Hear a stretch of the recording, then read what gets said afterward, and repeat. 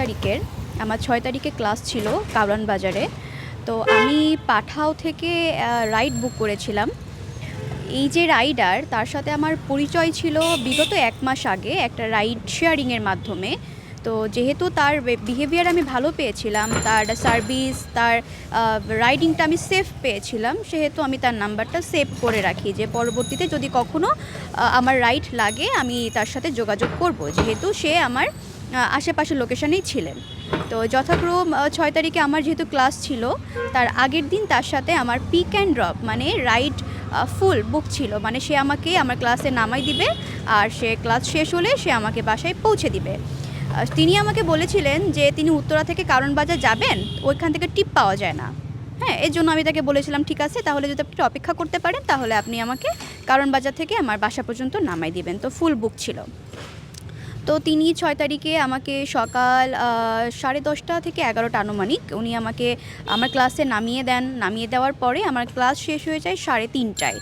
তো আমি তখন তাকে বলি যে আপনি কি আছেন, আপনি কি আমাকে ড্রপ করতে পারবেন নাকি আমি একা চলে যাব। তো তিনি আমাকে বললেন যে না না, তিনি আমাকে ড্রপ করবেন কিন্তু সময় লাগবে। কেন সময় লাগবে? তার বাইক, তার বন্ধু তিনি নাকি নিয়ে হাতিঝিলে গেছেন, তিনি 20 মিনিট সময় লাগবে তার বাইকটা নিয়ে আসতে। তিনি আমাকে বলেছিলেন যে সেই 20 মিনিট যেন আমি তার বন্ধুর অফিসে গিয়ে বসি, কিন্তু আমি বসিনি, কারণ বাহিরে অনেক রোদ্দুর ছিল। এই গরমের ভিতরে আমি ওই দূর হেঁটে যাব, আমি এর জন্য যাইনি। আমি আমার ক্লাসের পাশে যে ভবন ছিল মিঠায়, আমি ওইখানে বসেছিলাম। আমি তাকে বললাম যে আমি এই রোদের ভিতরে যাব না ভাইয়া, আপনি বাইকটা নিয়ে ভবনের সামনে আসেন। তো উনি আমাকে বললেন যে তিনি যাবেন সামনে থেকে, এইদিকে উল্টো হয়ে যাবে পথ, আমি যেন সামনের দিকে আগাই। তো আমি যেহেতু গরম পড়ছে অনেক, আমি সামনের দিকে আর আগাইনি। তাকে বললাম যে ভাই আমি জায়গাটা চিনি না। জায়গাটা ছিল সোনারগাঁও হোটেলে অবস্থিত একটা ট্রাভেল এজেন্সি কোম্পানির অফিস। তো উনি আমাকে ওইখানেই যেতে বলেন, বারংবার বলেন। তিনি আমাকে লোকেশনও দিয়ে দেন, কিন্তু আমি যাইনি। তো তারপরে আমি তাকে বললাম যে ভাই আমি চিনি না, আপনি একটু হেঁটে আসেন কষ্ট করে। তিনি হেঁটে আসলেন। তিনি আমি যে মিঠাইতে বসেছিলাম তিনি ওই মিঠাইতেও বসলেন। আমি যে একটা স্ন্যাক্স অর্ডার করেছিলাম তাকে আমি মানবিক জায়গা থেকে আমি তাকে অফারও করি যে ভাইয়া প্লিজ আপনি বাড়ি থেকে আসছেন, এটা শেয়ার করতে পারি আমরা।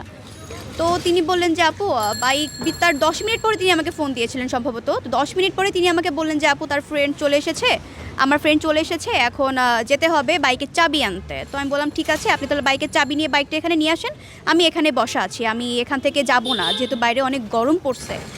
তো উনি বললেন যে আপু আবার এখানে আসবো যাব, এটা তো উল্টা হয়ে যাচ্ছে, সামনে যেতে হবে, সামনে গেলে পথটা সোজা, চাবিটা নিয়ে উনি চলে যাবে, আমাকে এই কথা বলেন। তো আমি এত কিছু আসলে মাথায় ছিল না, আমি তার সাথে আমি সেখানে গেছি। তিনি বললেন যে আমাকে একটু দাঁড়াইতে, উনি চাবিটা নিয়ে তারপরে আসবেন। তো আমি যথাক্রম ওই যে সোনারগাঁও যে হোটেলে যে ভবনটা ছিল ওই গাছের তলায় আমি দাঁড়াই। তো উনি 1 মিনিট ভিতরে যাওয়ার পরে উনি আবার ফেরত আসছেন। ফেরত এসে উনি আমাকে বললেন যে তিনি আমার জন্য চায়ের ব্যবস্থা করেছেন, ভিতরে যেতে বললেন আমাকে।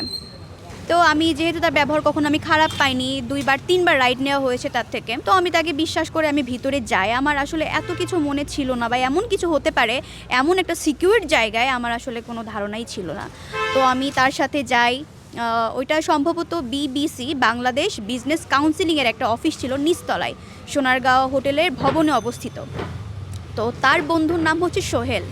তো ওই সোহেল আমাকে ওয়েলকাম করে, তিনি আমার সাথে ভালো ব্যবহারই করে। আমি তাদের অফিসে যাই, ভিতর থেকে আসলে বাহির থেকে দেখে বোঝার অবস্থা নাই যে ভেতরে পুরো অফিসটাই পরিত্যক্ত ছিল। তো আমি যখন দেখলাম যে অফিসের চেয়ার টেয়ার সব এলোমেলো ভাঙা চূড়া পেরেক পড়ে আছে, তখন আমি তাকে বললাম যে অফিসের এই অবস্থা কেন। তো উনি বলল যে ওনার উপরে একটা অফিস হচ্ছে, তো উনি সব কিছু ওইখানে হচ্ছে ট্রান্সফার করতেছে বা ওইখানে সাজাচ্ছে নতুন করে।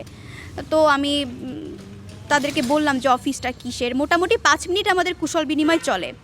কুশল বিনিময় হওয়ার পরে ওই যে সোহেল ছিল, পাঠাও রাইডার নিপু, তার নাম হচ্ছে নিপু, যে বন্ধু ছিল সোহেল, তো উনি আমাকে বললেন যে আমি যেন 1 মিনিট বসি, উপরে কি ঝামেলা হয়েছে তিনি ওইটা ফিক্স করে 1 মিনিটের ভিতরে চলে আসবে। এটা বলে সে বের হয়েছে, বের হয়ে এসে দরজাটা একদম বাহির থেকে লক করে দিয়েছে, আমি এটা শব্দ পেয়েছি।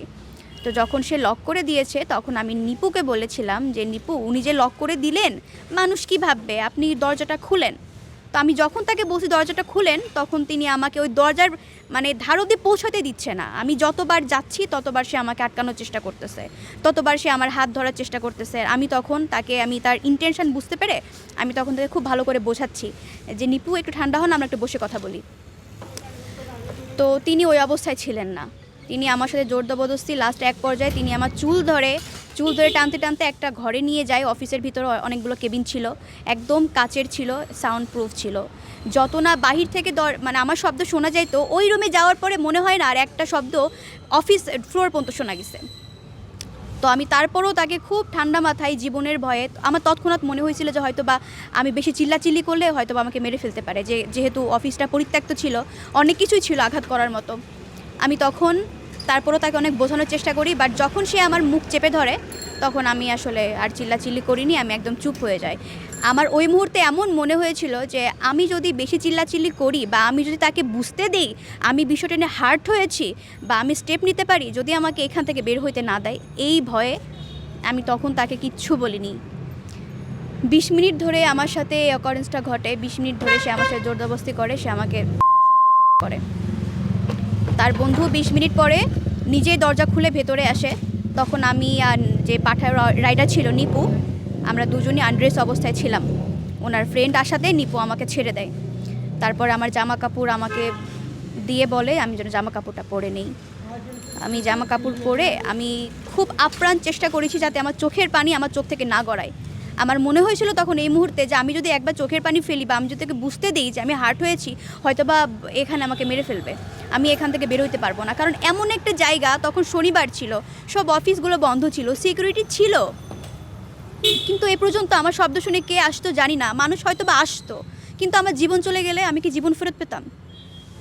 আমি এই ভয়ে আমি আসলে তাদেরকে আর কিছু বলিনি, ইভেন তাদেরকে আমি বুঝতেও দিইনি যে আমি বিষয়টা নিয়ে খুবই মর্মাহত বা বিষয়টা আমার কাছে মানে একদম আমি এটা নিয়ে স্টেপ নিব এমন কোনো কিছু আমি তাদেরকে বুঝতে আপ্রাণ চেষ্টা করেছি, আমি দিইনি। তারপর আমি পারিনি, আমার চোখের পানি আমার কথা শুনছিল না, আমি কান্না করে দিছি।